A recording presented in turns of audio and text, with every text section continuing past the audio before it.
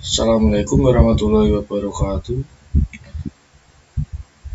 Perkenalkan, nama saya Wahyu Aranugi Arianto dengan NPM 226400054 dari kelas Teknik Sipil 6B. Dengan ini untuk memenuhi tugas besar jalan rel.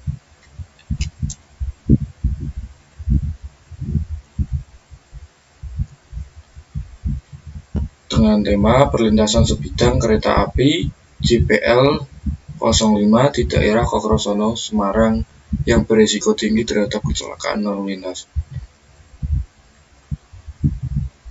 Untuk pertama-tama latar belakang, transportasi adalah pemindahan manusia atau barang dari suatu tempat ke tempat lainnya dengan menggunakan sebuah kendaraan yang digerakkan oleh manusia atau mesin. Yang dituliskan dari kutipan Bagaskara et al. 2020. Kemajuan teknologi transportasi mendorong kebutuhan infrastruktur yang aman. Kereta api, meskipun memiliki jalan sendiri, tetap berisiko tabrakan di perlintasan sebidang. Salah satu contohnya,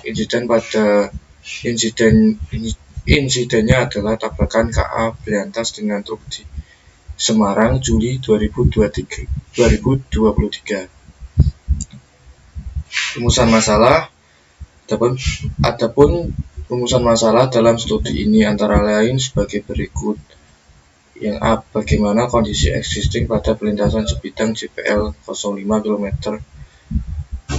plus 526 Kokrosono. B. Bagaimana rekomendasi penyelesaian dalam upaya peningkatan keselamatan pada perlintasan sebidang JPL 05 km 01 plus 526 Kokrosono.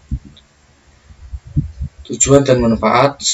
Studi ini bertujuan untuk menganalisis faktor-faktor yang dapat mempengaruhi keamanan perlintasan sebidang serta upaya yang dapat dilakukan untuk meningkatkan keselamatan di jalan perlintasan JPL. Dengan pemahaman yang lebih mendalam tentang dinamika perlintasan sebidang, diharapkan dapat dikembangkan strategi yang efektif untuk mengurangi risiko kecelakaan dan memperbaiki sistem pengamanan perlintasan sebidang yang ada.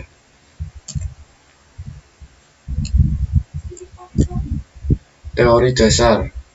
Pertama, konstruksi rel harus memenuhi persyaratan teknis seperti kecepatan kelandaian, beban gandar, dan radius lengkung.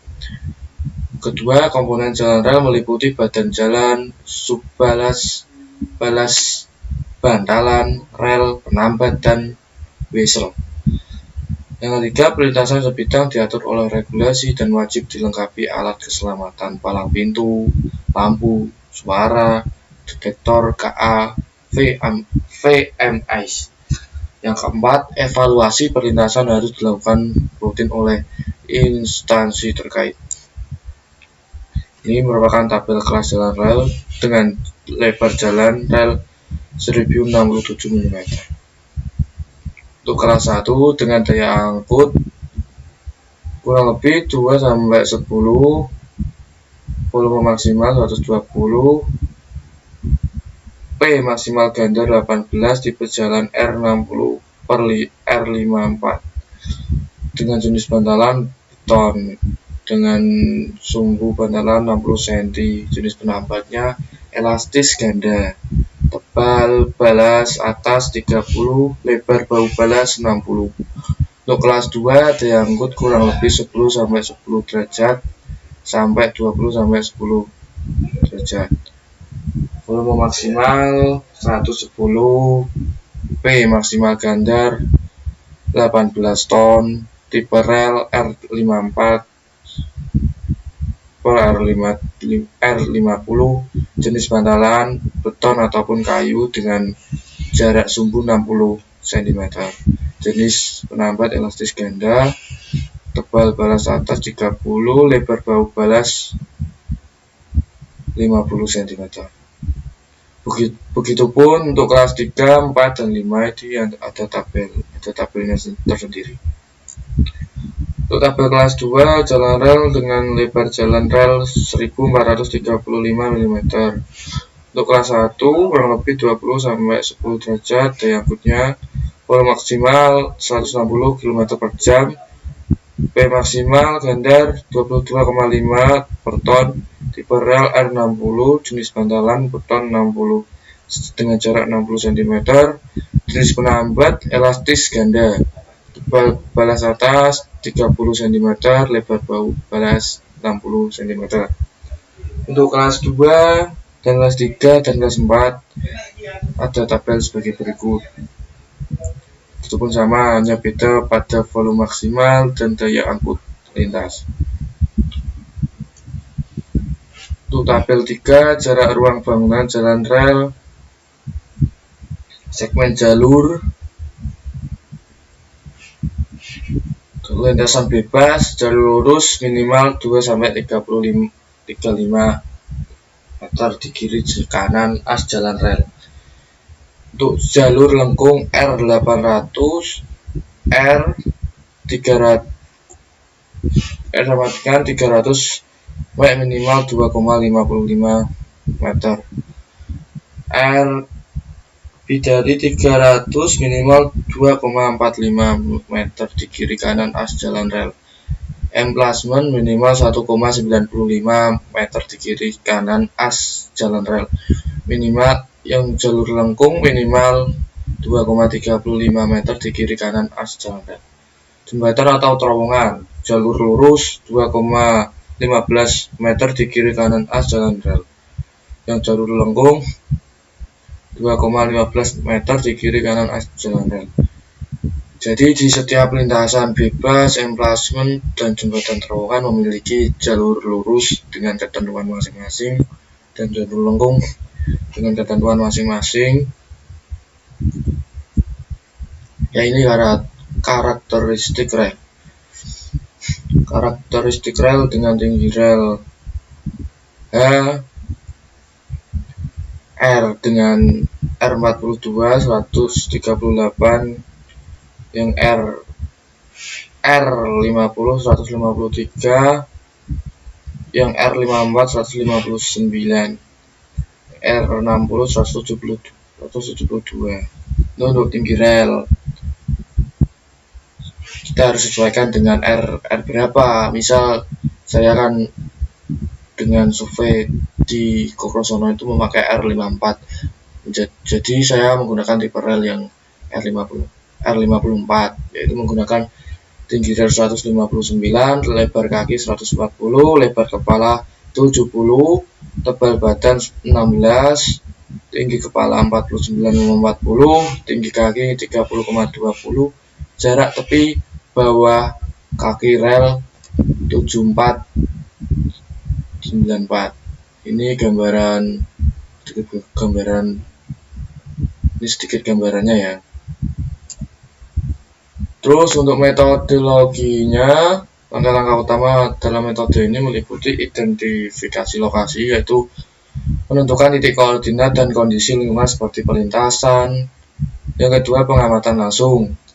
Kita ngecek di lokasi langsung dengan melihat kelengkapan kondisi fisik perlintasan seperti kelengkapan alat keselamatan, palang lampu, rambu, kondisi jalan, dan arus lalu lintas. Yang ketiga, pendataan resiko. Pendataan resiko meliputi mengidentifikasi potensi bahaya hazard yang dapat memicu kecelakaan. Yang keempat, evaluasi teknis, yaitu membandingkan kondisi existing dengan standar keselamatan dan regulasi yang berlaku. Perumusan rekomendasi, yaitu menyusun solusi untuk perbaikan keselamatan berdasarkan hasil pengamatan dan perbandingan standar teknis. Untuk analisa dan pembahasan, lintasan sebidang JPL di Kokrosono merupakan titik rawan kecelakaan karena minimnya fasilitas keselamatan seperti palang pintu otomatis, apil, dan rambu yang memadai. Survei lapangan menunjukkan bahwa pengendaraan sering menerobos perlintasan, terutama saat tidak ada petugas jaga. Kondisi fisik jalan di sekitar jalan rel juga kurang baik, dengan permukaan bergelombang dan penerangan yang minim, terutama di malam hari. Sudut pandang terbatas akibat bangunan sekitar menambah resiko kecelakaan. Untuk itu, solusi yang disarankan meliputi Yang pertama, pemasangan pasang otomatis dan sistem deteksi kereta. Yang kedua, penambahan rambu dan marka jalan. Yang ketiga, penerangan jalan. Yang keempat, penjadwalan ulang dan pelatihan petugas. Langkah-langkah ini diharapkan dapat meningkatkan keselamatan dan mengurangi resiko kecelakaan di lokasi tersebut. Untuk rekomendasi, pertama, menambahkan palang pintu otomatis dan apil. Yang kedua, gunakan detektor kereta otomatis apabila kereta udah dekat, jadi ada bunyinya sendiri gitu loh, otomatis. Yang ketiga, sosialisasi keselamatan bagi masyarakat. Jadi kita harus mensosialisasikan kepada masyarakat, ngasih edukasi lah. Gimana kalau kita sebaiknya kalau ada kereta yang lewat, kita harus kasih himbauan untuk stop, menunggu terlebih dahulu agar mengantisipasi kecelakaan. Yang keempat, evaluasi tahunan dan pemantauan kembali. Kita harus melakukan evaluasi setiap tahun, apa yang kurang dan apa yang menjadi kelebihan kita perbaiki agar kita bisa lebih baik dari tahun ke tahunnya aja. Ada progres yang harus lebih baik, ibaratnya tahun ini kurangnya apa, kita perbaiki di tahun kedepannya gitu. Untuk kesimpulannya, perlintasan CPL 0,5 di Kokersono ini memiliki resiko tinggi dan perlu penanganan serius berupa peningkatan prasarana, keselamatan, dan manajemen lalu lintas untuk mencegah kecelakaan.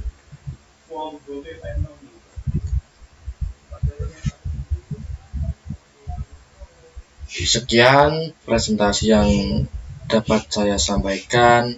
Kurang lebihnya saya minta maaf apabila ada tutur kata yang kurang berkenan di hati panjenengan semua. Saya minta maaf yang sebesar-besarnya. Wabillahi taufiq wal hidayah, wassalamualaikum warahmatullahi wabarakatuh.